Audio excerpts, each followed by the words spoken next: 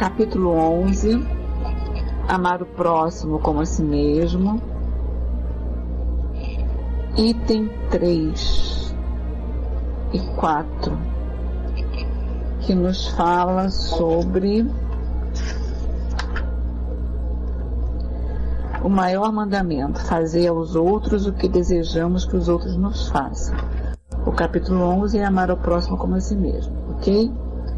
O item 3 é uma anotação de Mateus, capítulo 18, versículos 23 a 25, que nos fala assim: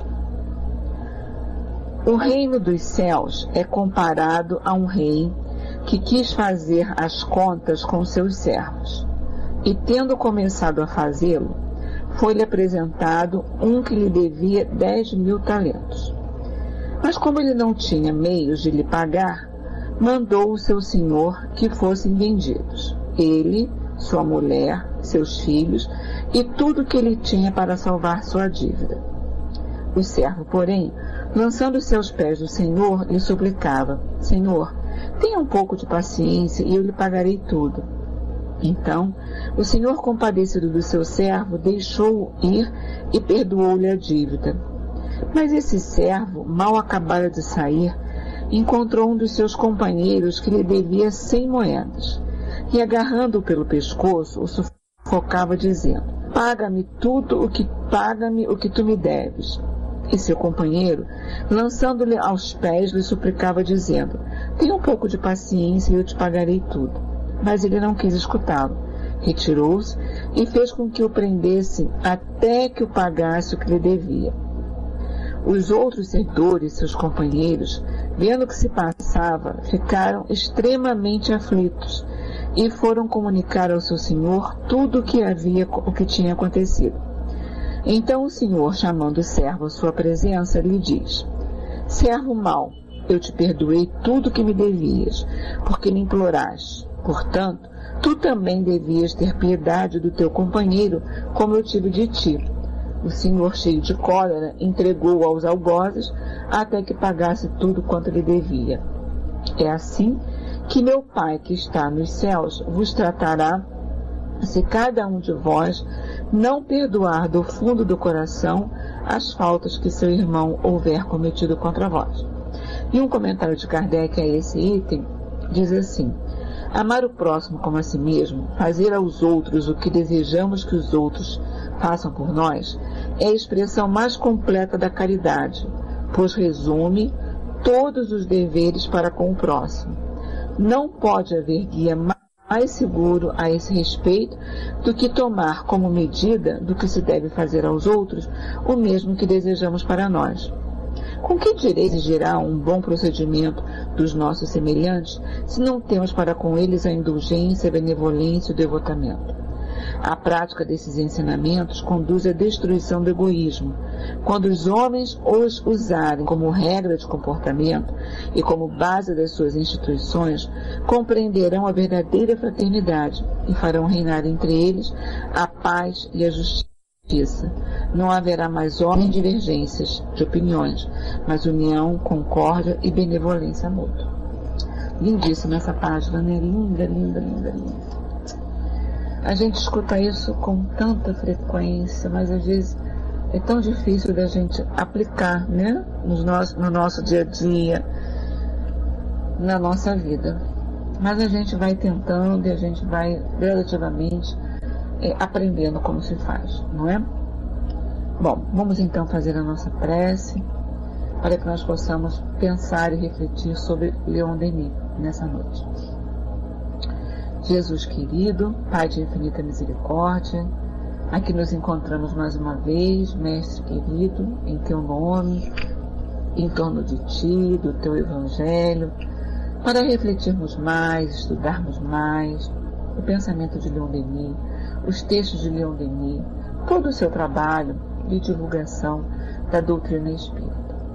Abençoa todos nós que aqui estamos presentes, desencarnados, e os irmãos desencarnados, que certamente, Senhor, também são trazidos até aqui, neste momento, para que possam também pensar com todos nós, refletir com todos nós, acerca da nossa vontade, dos nossos desejos, da nossa tolerância, da nossa impaciência, enfim, Senhor, de todas essas questões que tanto ainda precisamos trabalhar em nossos espíritos.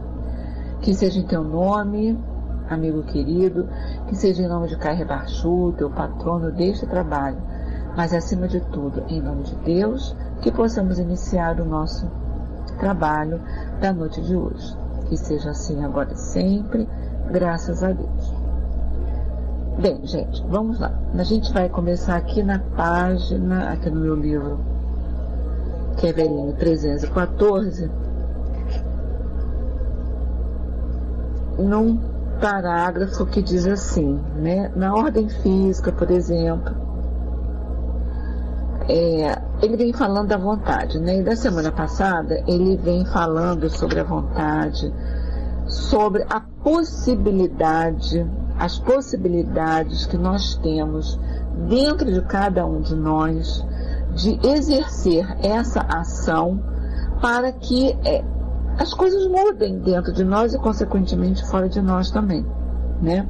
E tem um parágrafo da semana passada que eu vou reler, que é muito importante, que ele diz assim: o que importa acima de tudo é compreender que podemos realizar tudo no domínio psíquico.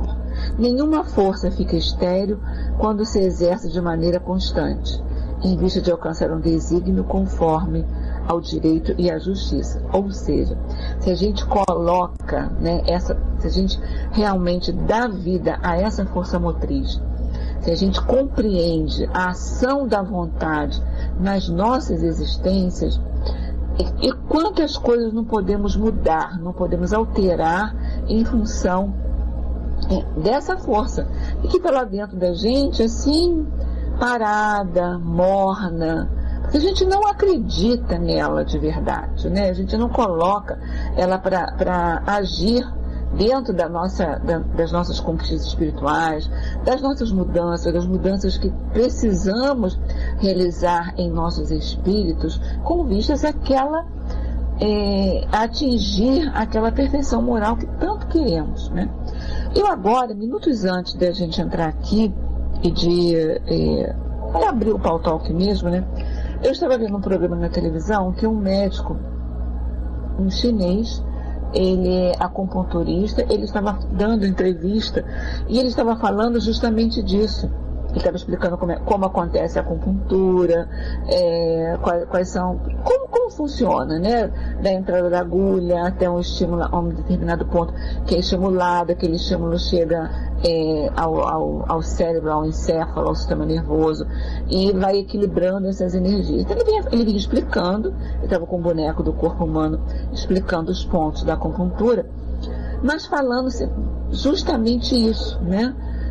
Da necessidade da gente, em outras palavras, ele falava da necessidade do autoconhecimento, de você conhecer quem você é e o que você tem dentro de você que é capaz. Ele não chama de vontade, ele chama de vontade, mas ele vê da forma, dentro do meio acadêmico, científico, ele falando da sua forma psíquica, que é a nossa forma psíquica também, né?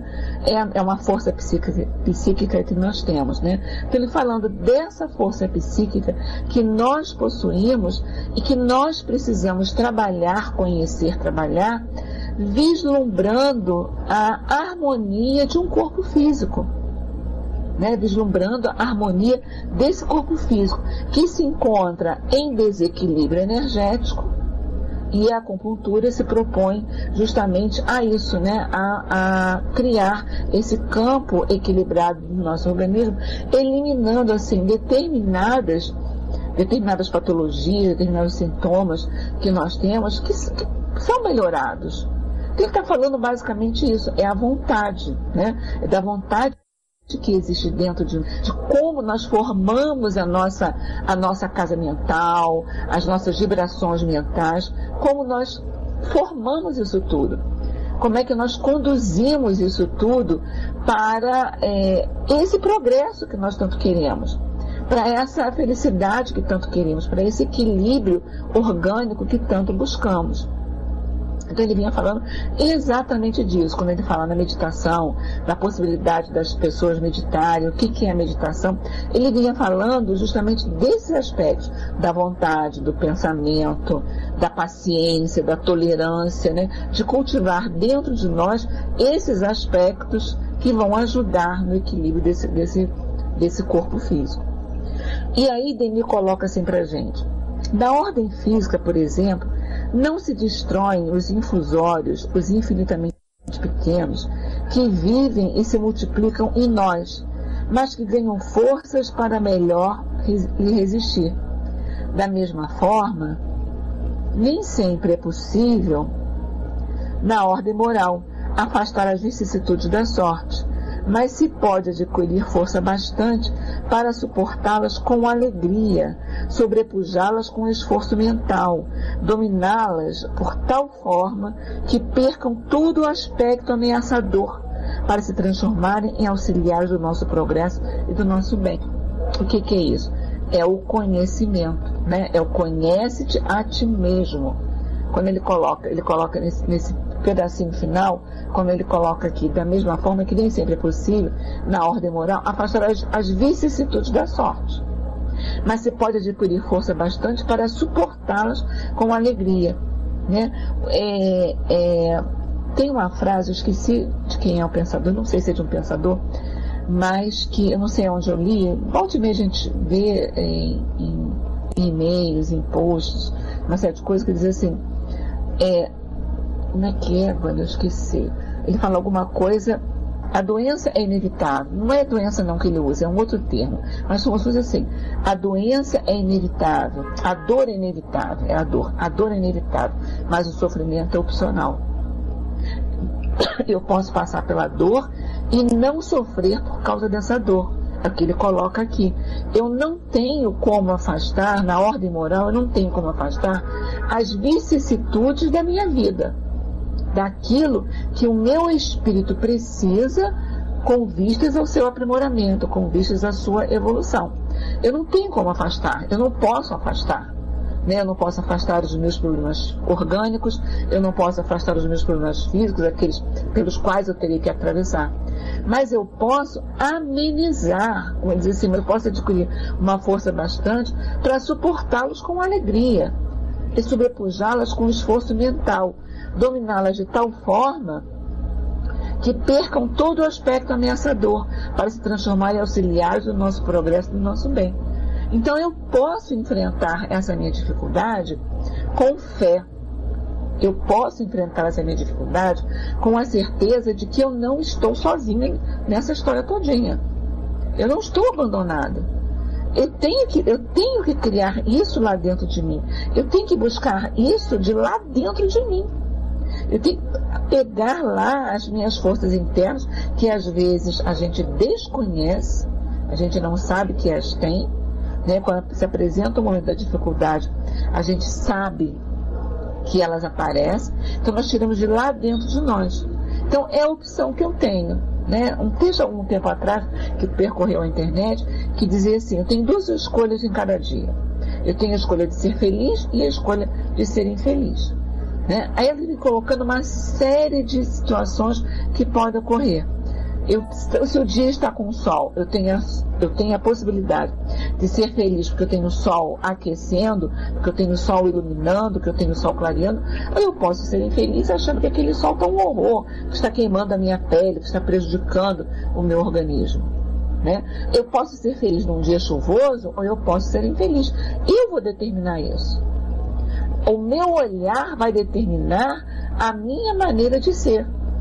Se eu olho o dia de sol, nem tanto, mesmo que eu não goste muito, mas se eu olho o dia de sol como necessário ao planeta e necessário ao meu organismo, porque ele é necessário ao meu organismo, ele vai me ajudar a fixar o cálcio lá nos meus ossos, e eu vou entender a ação do sol, eu vou entender que eu tenho estações no ano, que tem momentos em que ele é maior, a incidência dele é maior, e outras estações a incidência dele é menor. Assim como eu vou entender a chuva, eu vou entender que o solo precisa da chuva, a terra precisa da chuva, o campo precisa da chuva. Ou eu vou ver a chuva como um elemento só que causa destruição. E a destruição que ela causa? Como é que isso foi organizado? Como é que isso foi articulado? Então eu tenho sempre duas opções na minha vida, ou ser feliz ou ser infeliz. Então em cada situação, em cada problema, cada dificuldade que eu enfrento, que eu vou atravessar, seja essa dificuldade de ordem financeira, de ordem emocional, de ordem social, de ordem orgânica em relação à saúde do meu corpo, eu só vou ter, em qualquer dificuldade que eu vá enfrentar, eu vou ter essas duas opções. Ou eu vou compreender essa dificuldade que eu estou ultrapassando e vou entender que eu preciso disso com vistas à minha evolução moral e, consequentemente, à minha felicidade, ou eu vou chorar o tempo todo e vou ser infeliz. Então eu só tenho as duas opções: ou eu vou ser feliz ou eu vou ser infeliz. Eu vou ser uma coisa e outra dependendo da forma como eu vou encarar essa dificuldade. Se eu vou suportar resignadamente, não paralisado,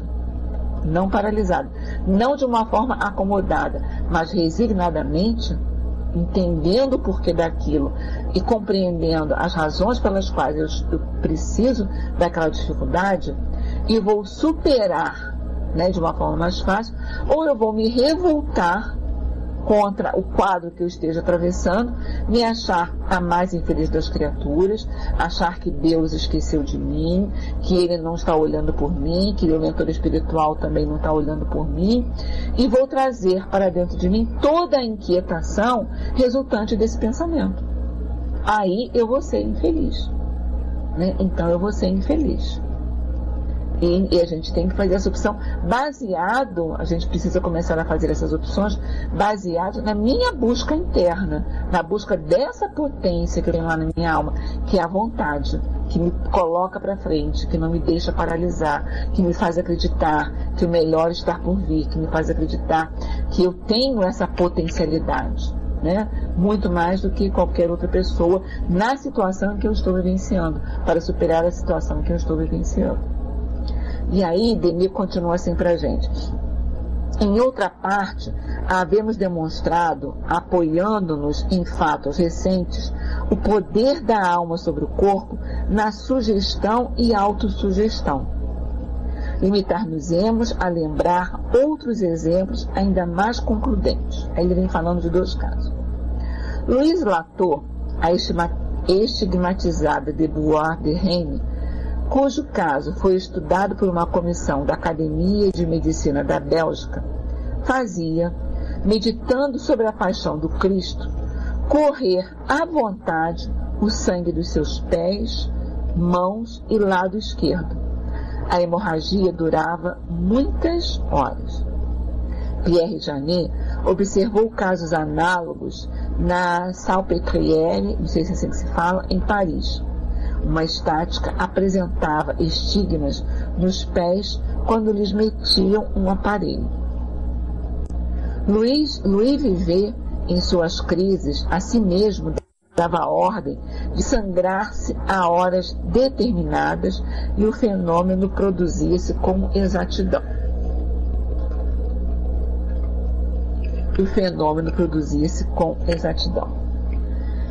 Encontra-se a mesma ordem de fatos em certos sonhos, bem como em fenômenos chamados de Nevi ou sinais de nascença. Em todos os domínios da observação, achamos a prova de que a vontade impressiona a matéria e pode submetê-la aos seus desígnios. Essa lei manifesta-se com mais intensidade ainda no campo da vida invisível. Em virtude das mesmas regras que os espíritos criam as formas e os atributos que nos permitem reconhecê-los nas sessões de materialização. pela vontade criadora dos grandes espíritos e, acima de tudo, do Espírito Divino, da vida repleta de maravilhas, desenvolve-se e estende de degrau em degrau até o infinito, nas profundezas do céu, via incomparavelmente superior a todas as maravilhas criadas pela arte humana e tanto mais perfeito que quanto mais se aproxima de Deus. Ele vem falando de uma escala da ação da vontade, né? Ele completa assim: se o homem conhecesse a extensão dos recursos que nele germinam, talvez ficasse deslumbrado em vez de se julgar fraco e temer o futuro. Compreenderia sua força, sentiria que ele próprio pode criar esse futuro. Cada alma, olha que frase belíssima, cada alma é um foco de vibrações que a vontade põe em movimento. Então eu posso. Jesus não falou para todos nós, vós sois deuses?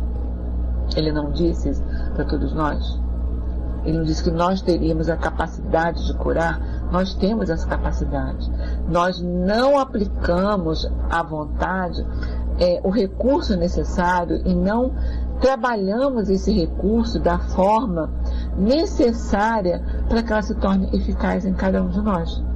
E como ele diz, se o homem conhecesse a extensão dos recursos que nele germinam, talvez ficasse deslumbrado em vez de se julgar um fraco e temer o futuro, e compreenderia a sua força e sentiria que ele próprio é capaz de criar o futuro. Nós temos essa percepção, nós temos essa ideia surge no nosso imaginário, né? Eu posso, eu quero, eu vou conseguir, né? Eu vou lutar por aquilo que eu quero. Eu tenho essa ideia no meu imaginário. A lei de sobrevivência, a lei da sobrevivência da nossa espécie é essa coisa que fica permeando no nosso imaginário. Eu não me coloco em risco à toa, né? Eu não me coloco em risco sem uma necessidade. Eu procuro os meios de me proteger diante dos eventos do dia a dia, diante das dificuldades do dia a dia. Então, eu estou exercendo essa vontade de alguma forma em uma coisa em que eu sei que eu quero. Eu sei que eu quero aquilo, né? Eu sei que eu quero aquilo. Então, eu agilizo essa vontade.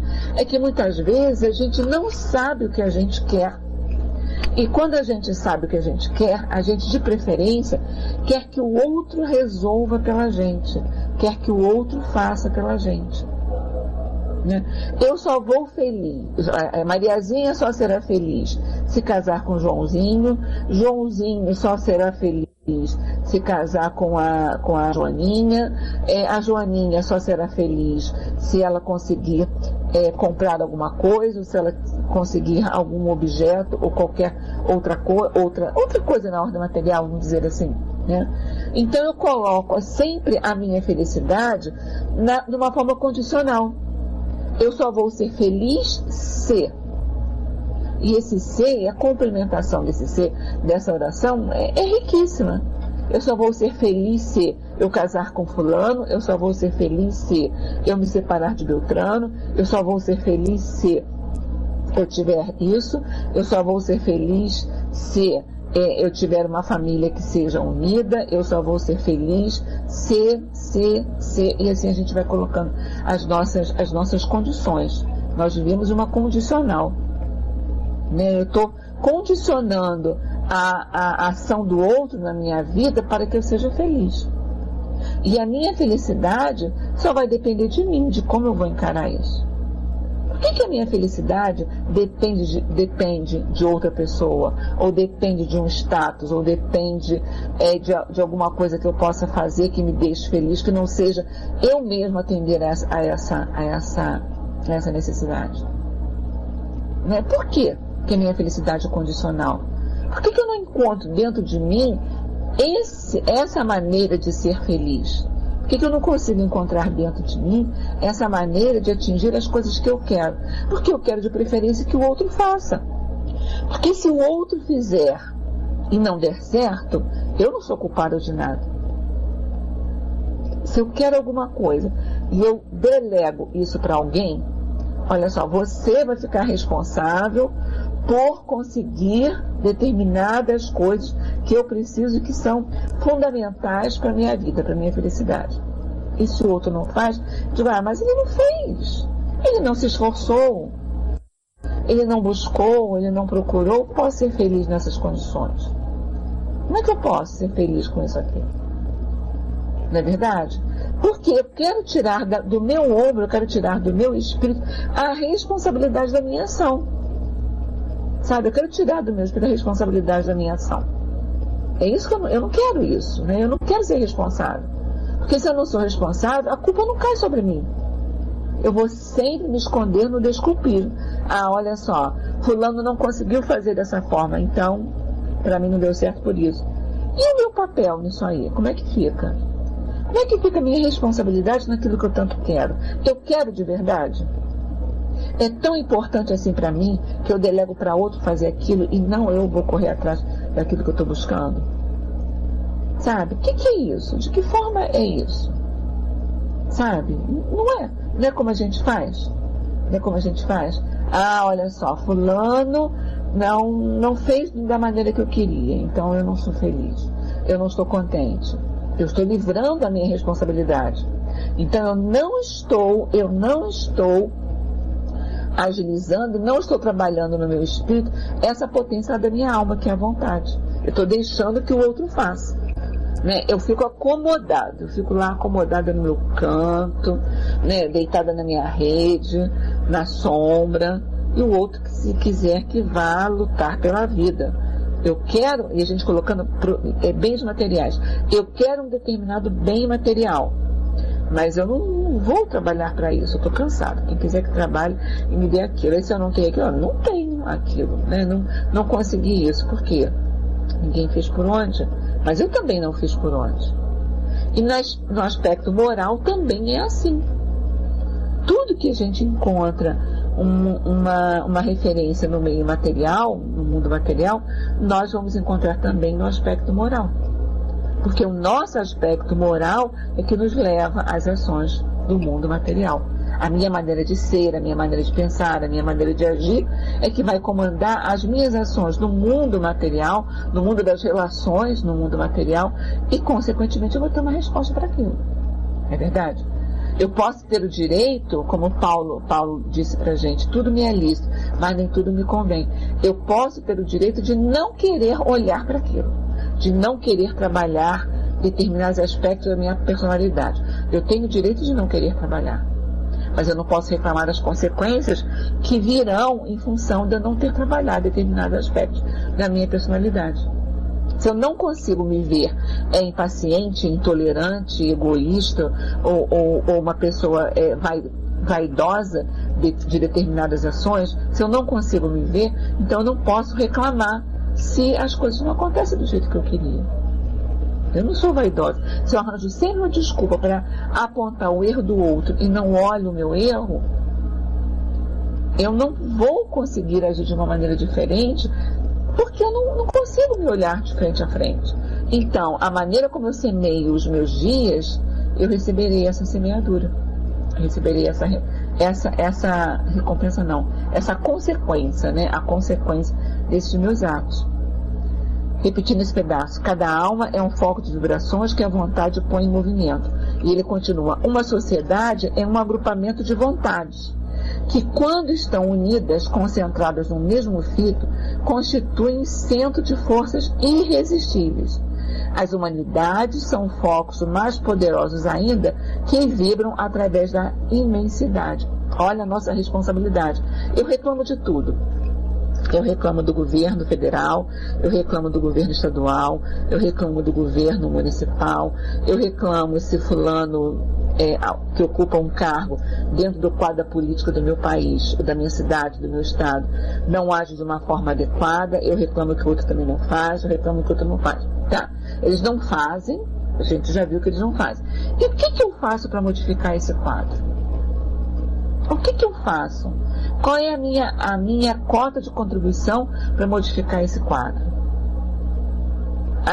A humanidade está passando por dificuldades. A humanidade tem fome. O que eu faço para amenizar a fome da humanidade? Eu posso, aqui do Rio de Janeiro, tentar amenizar a fome de alguém que está lá na África, de uma população que está lá na África? Não. Mas eu posso amenizar a fome de alguém que mora numa comunidade próxima à minha. Eu posso tentar amenizar a fome da pessoa que me passa pela rua e que não tem o que comer. Da mesma forma como eu posso amenizar o frio, eu posso amenizar todas as outras consequências que me condoem, né? Que causam dor à minha alma. Né? Quando a gente passa numa noite fria, você passa e você vê uma criatura que vive na rua, né? Ao relento, com frio, aquilo me dói. E o que eu posso fazer para amenizar a dor dessa criatura? Que atitudes eu posso fazer? Né? É a parábola do bom samaritano. Eu reconheço que ela está com frio, mas eu passo ao largo, ou eu vou tentar arranjar uma coberta, uma colcha, um agasalho, uma coisa qualquer para que eu possa modificar o quadro daquele ser que está ao meu lado. Né? Então, como é que eu posso fazer isso? Então, quando eu reclamo da sociedade, eu não posso modificar a sociedade, mas eu posso modificar o que está mais perto de mim. Se eu digo que o mundo não tem solução, que o mundo está perdido, então eu também não tenho remédio, porque eu faço parte desse mundo. Eu estou perdida junto com ele. Não é? Eu estou perdidinha lá junto com ele. Não estou conseguindo fazer nada, porque nada dá certo. Mas eu reclamo que o mundo está errado. Eu reclamo que alguma coisa aconteceu errado. Mas o que eu faço? Eu reclamo da chuva quando cai um temporal grande, como caiu semana passada no Rio de Janeiro, que alaga tudo, que enche tudo, que fica tudo cheio. Mas eu jogo lixo na rua. Eu abro a janela do meu carro e pego um lixo, uma bola de papel, uma latinha e jogo, como a gente vê andando pelas ruas. Né? Eu deixo o lixo amontoado na calçada, deixo lá o lixo amontoado na calçada, então vem um animal, abre o lixo, eu deixo o lixo, eu jogo o lixo no rio, num canal, num córrego que passe perto da minha casa, e quando chove eu não quero que a minha cidade, que o meu bairro encha. Né? Mas como é que ele não vai encher se eu estou colaborando com aquilo? Se eu estou colaborando para que os ralos fiquem entupidos, que os esgotos fiquem entupidos, que os bueiros fiquem entupidos, eu estou colaborando. Mas é fácil botar a culpa no outro, porque eu preciso me reeducar, não jogar o lixo na rua, eu preciso separar o meu lixo, eu preciso ter determinadas atitudes que dependem de mim. E eu não posso dizer que a sociedade está perdida. A sociedade está perdida. Eu não estou contribuindo para isso. Então, eu não aciono a vontade em mim, eu não trabalho a minha vontade, eu não penso nessas possibilidades, mas eu quero que o outro pense nessas possibilidades. O outro tem que dar conta de tudo. Eu não preciso dar conta de nada, porque eu tenho quem passa por mim. Então não é a modificação, eu só vou conseguir a modificação dessa sociedade quando essa modificação passar por mim também.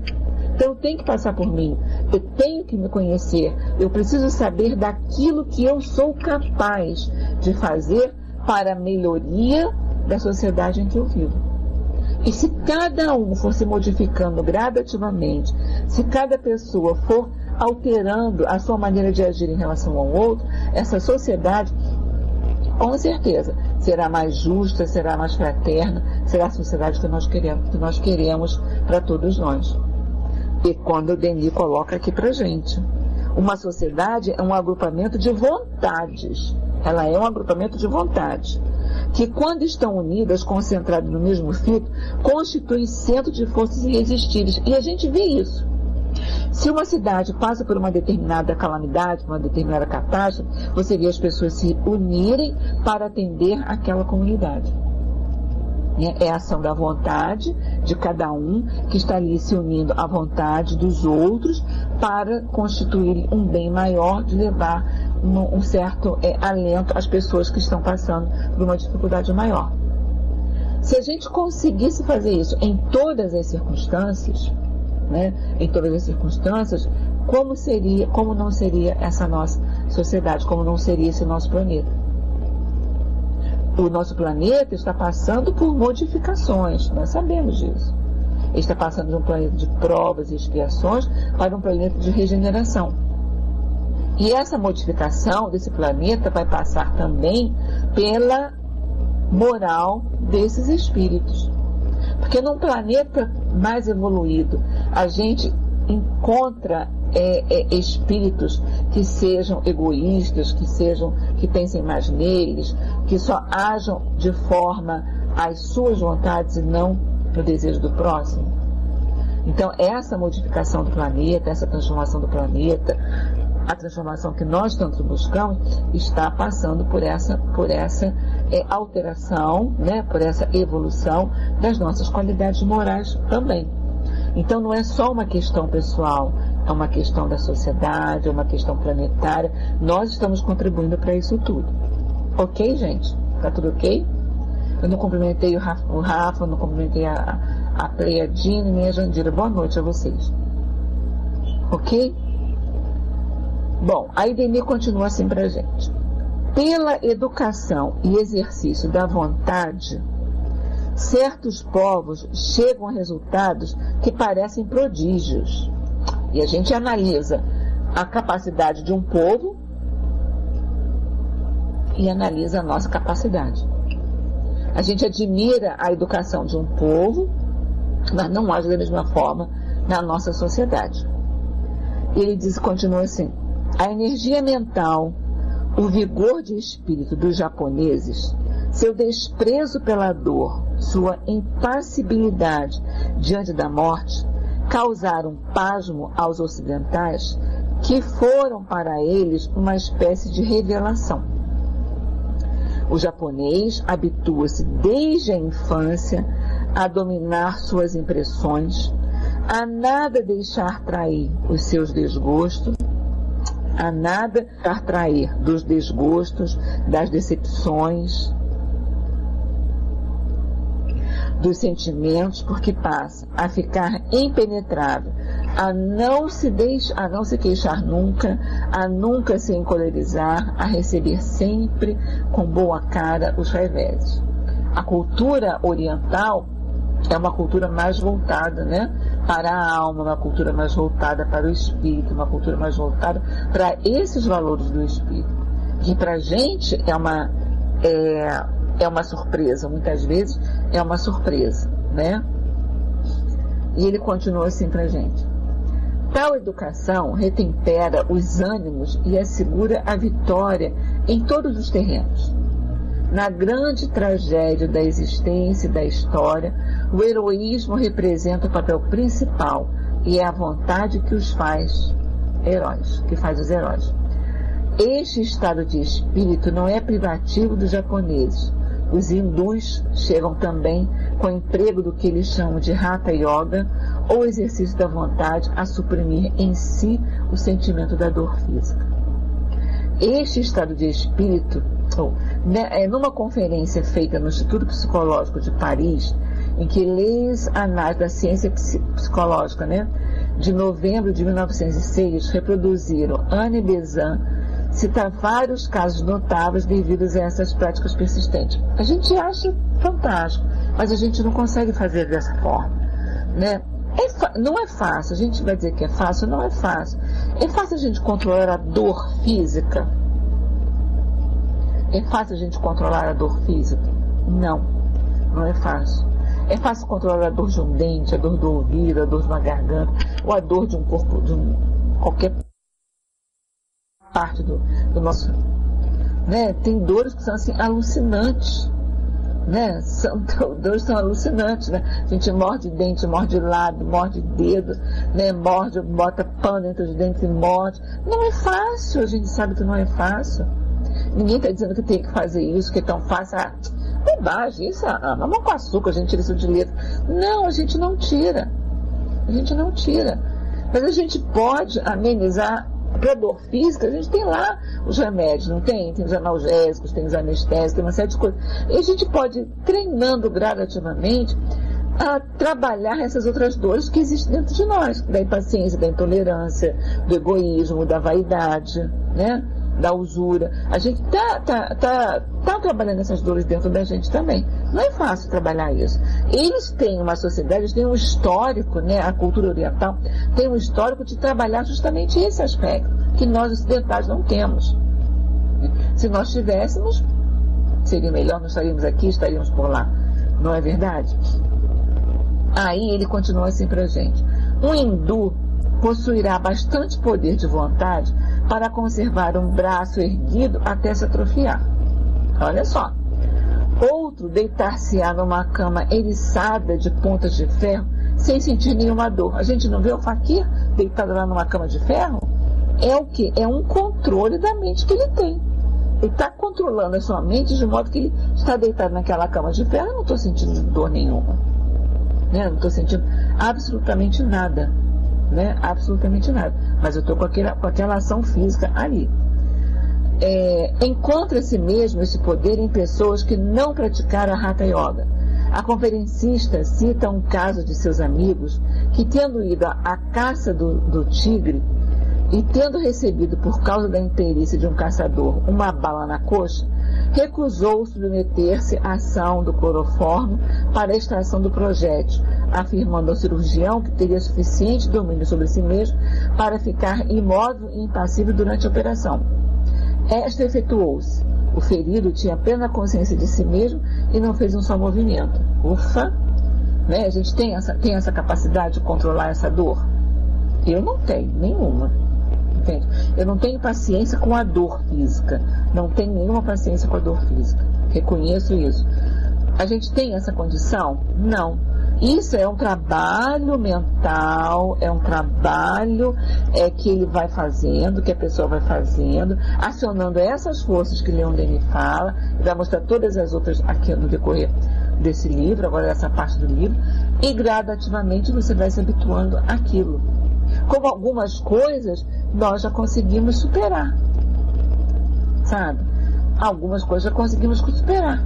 Algumas pessoas conseguem sentir uma dor de cabeça e ficar com aquela dor de cabeça e não tomar remédio nenhum, porque depois a dor de cabeça vai passar. Eu conheço pessoas assim. Eu não consigo. Eu tenho uma dor, eu tomo logo analgésico para aquela dor passar. Não é? Não é verdade? A gente vai tentando fazer o que a gente pode fazer. Mas gradativamente a gente vai trabalhando, a gente pode ir trabalhando essas potências da alma de uma outra forma. Se eu não aguento a dor física, eu posso trabalhar de uma outra forma, não é? E ele continua assim: o que para o outro teria sido uma tortura atroz, para mim, por exemplo, teria sido uma tortura atroz, nada era para ele. Havia fixado sua consciência na cabeça e nenhuma dor sentiria. Sem ser yogi, possuía o poder de concentrar a vontade e poder que nas Índias se encontra frequentemente. É a educação da mente, né? Pelo que se acaba de ler, pode julgar-se quão diferentes dos nossos são a educação mental e o objetivo dos asiáticos. Tudo neles tende a desenvolver o homem interior, sua vontade, sua consciência, à vista dos vastos ciclos da evolução que se lhes abrem enquanto o europeu adota de preferência como objetivo os bens imediatos, limitados pelo círculo da vida presente. Os alvos em que se põe a mira nos dois casos são diferentes, e esta divergência resulta da concepção essencialmente diferente do papel do ser no universo. Os asiáticos consideraram por muito tempo, com um espanto misturado de piedade, nossa agitação febril, nossa preocupação pelas coisas contingentes e sem futuro, nossa ignorância das coisas estáveis, profundas, indestrutíveis, que constituem a verdadeira força do homem. Daí o contraste surpreendente que oferecem as civilizações do Oriente e do Ocidente. a superioridade pertence evidentemente a que abarca mais vasto horizonte e se inspira nas verdadeiras leis da alma e do seu futuro. Pode ter parecido atrasado aos observadores superficiais quando as duas civilizações fizeram paralelamente sua evolução sem que entre uma e outra houvesse choques excessivos. Mas desde que as necessidades da existência e a pressão crescente dos povos do Ocidente forçaram os asiáticos a entrar na corrente dos progressos modernos, é o caso dos japoneses, pode ver-se que as qualidades eminentes desta raça, manifestando-se no domínio material, podiam assegurar-lhe igualmente supremacia. Se esse estado de coisas se acentuar, como é de recear, se o Japão conseguir arrastar consigo todo o Extremo Oriente, é possível que mude o eixo da dominação do mundo e passe de uma raça para outra, principalmente se a Europa persistir em não se interessar pelo que constitui o mais alto objetivo da vida humana e em se contentar com o ideal inferior quase bárbaro. Não é o que a gente convive hoje em dia na nossa sociedade de hoje, né? São esses valores do consumismo, são esses valores dos bens materiais que ele foi se impondo a essa sociedade oriental que tinha nos valores da alma os seus bens maiores. É o que a gente vê. E eu agora, enquanto eu estava lendo isso aqui, eu me lembrei de duas pessoas amigas da minha família, eram amigas do meu avô, da minha avó, do meu avô, né, da família do meu avô, que todos nós somos criados no mesmo bairro, no subúrbio aqui do Rio de Janeiro, e essa família se tornou uma família irmã, né? Depois o meu irmão veio até casar com várias pessoas dessa outra família. E ela tinha uma tia, que não era tia dela, era tia de uma prima, que hoje em dia é uma oradora espírita aqui no Rio de Janeiro. Ela tinha duas tias, que eram duas senhoras, bem senhorinha, eu pequena, eu criança, com uns 8 anos, 10 anos, por aí assim. E essas duas senhorinhas, eram bem senhorinhas, né? Tinham uma cabeça branquinha e coisa e tal, elas moravam numa casa.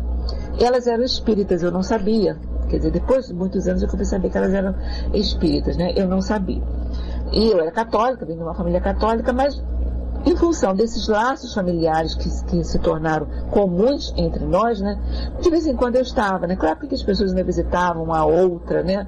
Ia tomar o café da tarde e fazia um bolinho e coisa e tal. E eu adorava ir à casa dela. Eu adorava, porque era assim, tudo tão tranquilinho, era tudo tão calminho, era tudo era diferente, era uma atmosfera diferente. Eu percebia que era uma atmosfera diferente, né? E eu lembro que uma delas dizia assim para mim, quando eu ia fazer, elas tratavam a gente assim com um carinho muito grande e com muitas palavras no diminutivo, né? Vaninha, filhinha e coisa e tal, era toda assim pequenininha, ela dizia assim, minha filhinha, ela me chamava de minha filhinha, você gosta de comer plantinha nos legumes, verduras, né? E eu não gostava, ela dizia assim, mas você precisa se acostumar a comer plantinha, porque a gente está aqui hoje, mas um dia a gente vai para o planeta que só tem plantinhas. Então você precisa comer plantinhas, você precisa comer determinadas coisas, se acostumar, porque um dia você vai para esse planeta das plantinhas. E eu achava aquilo assim uma coisa estranha, né? Eu ir para o planeta das plantinhas, onde a gente comia plantinha, né? Eu achava uma coisa assim meio que estranho. Hoje em dia, boa noite, Waterfall, seja bem-vindo, meu amigo. Hoje em dia, com o conhecimento da doutrina espírita, com o conhecimento que a gente tem da doutrina, hoje em dia eu entendo o que ela queria dizer com esse planeta de plantinhas, né? Onde só tinha as plantinhas para comer, né? Eu entendo que seria um planeta mais evoluído, um planeta onde o bem iria sobressair sobre o mal, né? Onde as coisas boas iriam sobressair sobre as coisas ruins, etc. e tal. Então, onde tudo era muito calminho, que às vezes eu perguntava para ela, mas tudo é tão querido. Ela dizia assim, porque a gente precisa se acostumar a ficar quietinha. Você tem que tirar um dia lá, uma horinha lá do seu dia e ficar quietinha. E eu não entendia nada do que era ficar quietinha. Para mim, ficar quietinha era ficar quieta, realmente. Mas o ficar quietinha que ela falava era ficar quietinha com a mente, é ficar quietinha com os pensamentos, é ficar quietinha no sentido de uma meditação. E ela dizia para mim, você fica quietinha e você reza, né? E eu ficava lá, mas eu não entendia, definitivamente eu não entendia. Então, esse hábito que elas tinham, né, que hoje em dia eu consigo compreender de uma forma clara, de uma forma bem clara, que ela se referia, né? É esse silêncio interior que a gente precisa fazer para conhecer as nossas possibilidades interiores, conhecer o nosso espírito, conhecer aquilo que nós somos capazes de fazer essa busca interna, dentro desse silêncio interior, fazer essa busca interna, que o meio oriental, que os países orientais se acostumam a fazer, né? Eles se habituam a fazer. Desde pequenos eles têm hábito de fazer, de ter lá o seu momento de meditação, de ter uma vida mais tranquila, de ter uma vida mais calma, não se deixando levar por esse consumismo desenfreado que a sociedade ocidental se deixa levar, né? Então é essa necessidade do silêncio interior e da busca de cada um interiormente que vai nos possibilitar conhecer todas essas capacidades, todas essas potências que nós temos e que Leon Denis vem mostrando para a gente ao longo desse livro, do Problema do Ser, do Destino. Ele vem mostrando para a gente tudo isso que esse espírito tem. Ele tem a possibilidade de enfrentar as dificuldades e não fazer dessas dificuldades um cavalo de batalha, não é verdade? Ele tem a dificuldade de enfrentar a dor, os seus momentos de dor, e não fazer desse momento de dor o pior momento da sua vida. Não se dizer uma pessoa abandonada, uma pessoa menosprezada, uma pessoa ao relento porque está passando por uma determinada dificuldade. Esse mesmo conhecimento que fortalece a cada um de nós a encarar essas dificuldades, sejam elas no campo orgânico, no campo emocional, no campo afetivo, no campo material, de que forma for, mas a gente encarar isso como um apêndice do caminho, um apêndice da estrada, uma parte da estrada que eu preciso trilhar, uma parte da estrada que eu preciso incorporar ao meu conhecimento e tirar desse momento o conhecimento necessário para que outras oportunidades, caso eu venha atravessar a mesma dificuldade, eu não me coloque na mesma posição, né? Eu preciso ter olhos de ver e ouvidos de ouvir, como nos disse Jesus. Eu preciso ter olhos de ver para essa realidade em que eu vivo, para que eu possa me melhorar e que no futuro, caso eu venha atravessar a mesma dificuldade, eu já tenha um outro olhar sobre ela. Eu não vejo apenas o sol como aquela luz que esquenta, que queima, que há a possibilidade de causar câncer de pele, etc. e tal. Que eu veja o sol como uma luz que aquece, que o meu planeta necessita, que o piso do meu planeta necessita, que os vegetais do meu planeta necessitam, como uma fonte de energia para a manutenção da vida. E que eu veja a chuva não só como um elemento de destruição, mas como um elemento de fortalecimento desse solo, de alimento desse solo, alimento desse meu planeta, também como fonte de vida e não como fonte de destruição.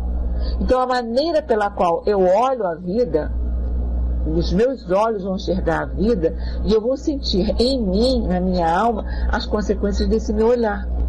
Então que eu aprenda a olhar a vida de uma forma mais otimista, de uma forma mais afetiva, de uma forma mais caridosa, né? De uma forma mais caridosa.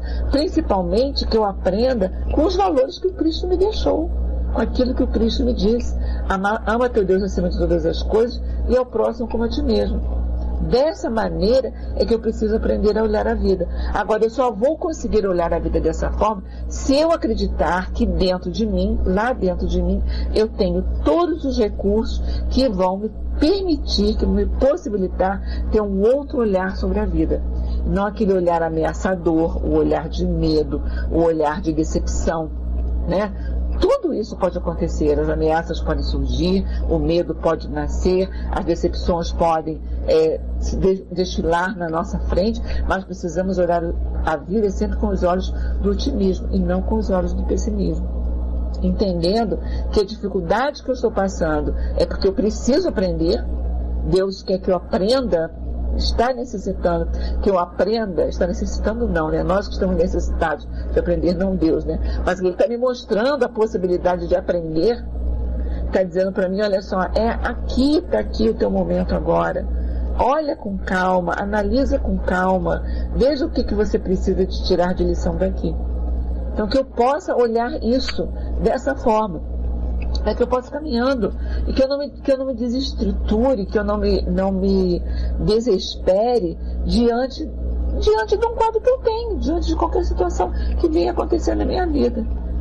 Entende? Que eu sou capaz, a partir do momento que eu sou capaz, que eu enfrento essa dificuldade, que eu não sento e choro sobre a dificuldade, mas que eu arregaço as minhas mangas e coloco a mão na massa e vou trabalhar aquela dificuldade, eu posso vencê-la, tanto seja ela de que ordem for, eu posso vencê-la, tanto nas questões morais como nas questões materiais, eu posso vencer, basta que eu acredite que eu tenho dentro de mim essa força.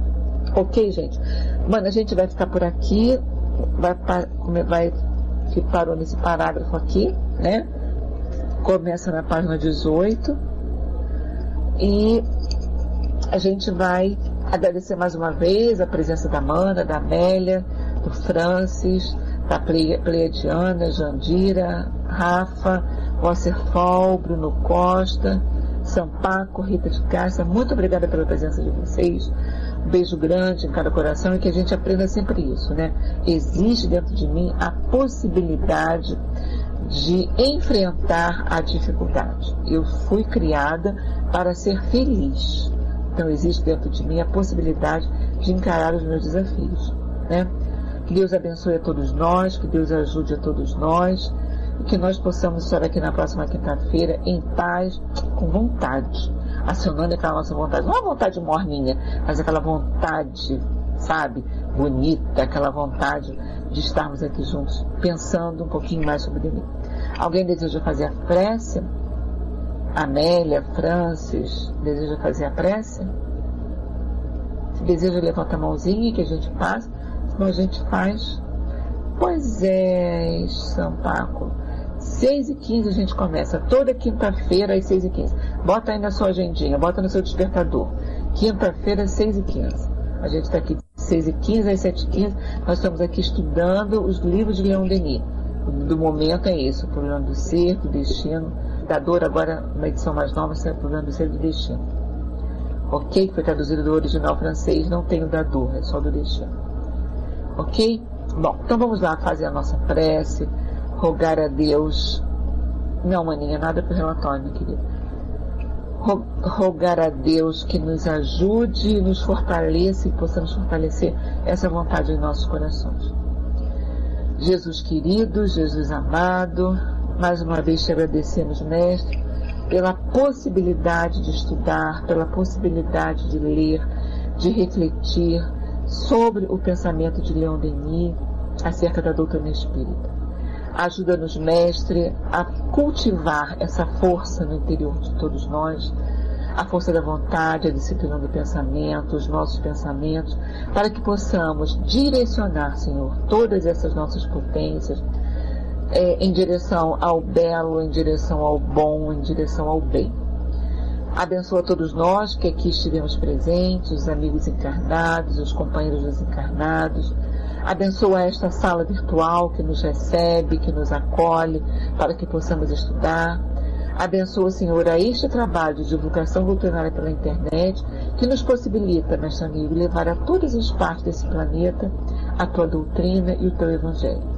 E que seja em teu nome, Senhor, que seja em nome de Cair Baixu, teu patrono desta atividade, deste trabalho, mas acima de tudo, em nome de Deus, que possamos, querido Jesus, dizer mais uma vez, obrigado, Senhor, pela possibilidade da tarefa, pela possibilidade do trabalho. Despeça-nos na tua paz, com teu amor, para que na próxima semana possamos estar aqui novamente para continuar estudando a obra de Leon Denis. Que assim seja, graças a Deus.